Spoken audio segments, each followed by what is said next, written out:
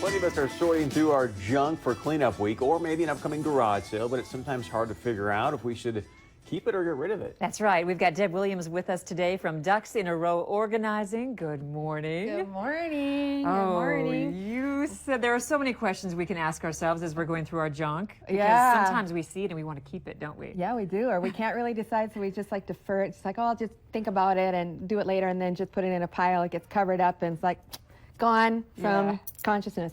And now we really want to get going on this because cleanup week. I know. Yahoo! Yes, it's going on in Bismarck and Mandan right Yeah. now, and Fargo next week, and Yep. all over the place. Oh, all those things we can just dump. It'll be Yeah. awesome. Yeah. So what's the first question we should ask Well, ourselves? if you're having trouble deciding, the first question to ask yourself is, if you have something that's broken, is how much will it cost to fix it? Okay. And if the thing itself costs less than $200, it's broken, it's not under warranty, and you can't fix it yourself, or your husband who says he can fix it and actually doesn't, in a half an hour, it's almost certainly more cost effective to throw it out. Okay, so an example would be... Small electronics. Yeah. This is an iPod player that I picked up on an end cap at Target for $20 because it was on clearance. Stopped working.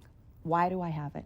You know, it's one of those things that I think, well, you know, maybe I'll do something with it. Maybe it just needs a new cord or something like that. So it's been sitting in a drawer. You know, and then I also kind of think, well, it's not the kind of thing you're supposed to throw into the landfill. But there are ways to get rid of that. We can take it to the hazardous waste. We can recycle those things. But especially get rid of these things if you're holding on to it and you've already replaced it.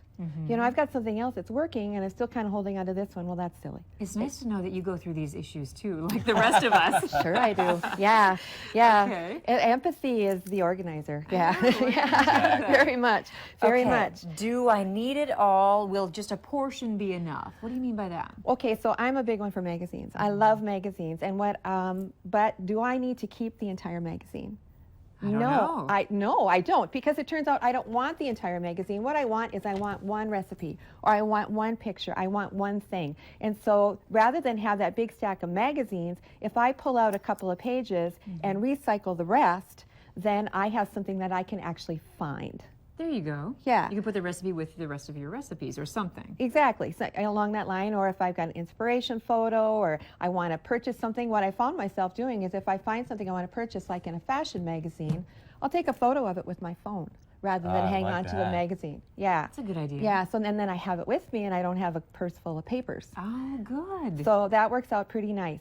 And then I can recycle these. I actually give them to a friend who doesn't care if a few pages are gone. She looks at them, she passes them on, and then eventually they end up in the recycling. Well, bring them to the local hospitals. I do that a lot because then they don't care. Yeah, nursing homes, thrift stores, anybody will want this kind of stuff. Schools, they'll use them for collages, projects, that kind of thing. Nice. So yeah, they're a great thing. So have them, use them, but don't keep them. You don't have to keep them.